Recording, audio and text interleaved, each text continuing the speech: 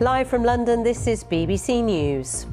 All change at the top. Speculation mounts on who will take the helm at Boeing as CEO Dave Calhoun announces his departure. So what does this mean for Boeing going forward? Chris Roebuck is a business leadership expert from University College London School of Management. Good morning to you, Chris.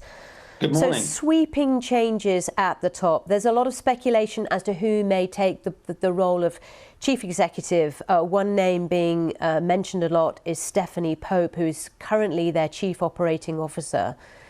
Give us your take on what needs to be done here.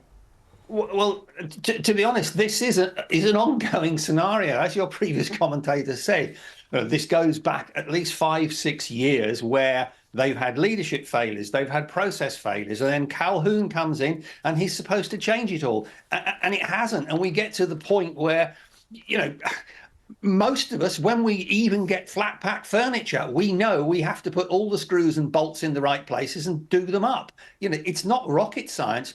But he wasn't able to change it. And I think the point is that maybe he's been in Boeing too long. And there has been this tension between the engineers who want to do the engineering right and the people on the management side who want to push the planes through the factory and make as much money as possible. And whoever comes in has to change the balance between those two. Calhoun was supposed to do that, but he didn't. And there's all sorts of evidence that suggests that fundamentally, it's still the money that's driving it.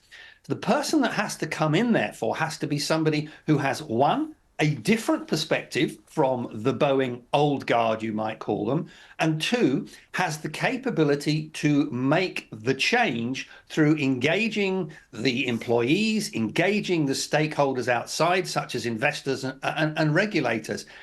But I think putting another long-serving Boeing person in its position isn't going to cut it. And it needs to rebuild trust on every level, doesn't it? Yes. Because, of course, we're talking about people's lives here. You're climbing on a plane. You want to make sure you're safe. You will arrive at your destination in one piece. After the two terrible crashes, fatal crashes in 2011, 2019, so many reports were done which exposed the disconnect between senior management, regular staff. It seems that, you know, at every level there needs to be a look at what's going on at Boeing. Yes, and you're absolutely right. It has to happen at every level, but fundamentally the leadership has to come from the top. Because if the people from the top, in terms of the management, turn around and say, right, safety first, and when we say safety first, we mean safety first, and then let it cascade.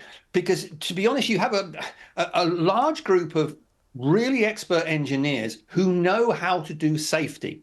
The challenge has been that in the past, they have not been allowed to do safety as well as they could have done safety for cost reasons. That needs to change. And I think if you get the right person in and you take a step back, it's absolutely possible. But the last incident with the door plug, by the grace of God, that happened at 16,000 feet.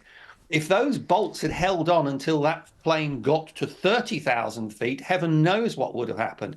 So this is the last chance saloon for Boeing, to be honest, because if something else like this happens, I think a lot of people are going to be saying, as some have already, I'm not getting on a Boeing plane. Chris Roebuck, good to get your take on what's going on at Boeing, and it's something we're keeping a very close eye on. Thank you for talking to us.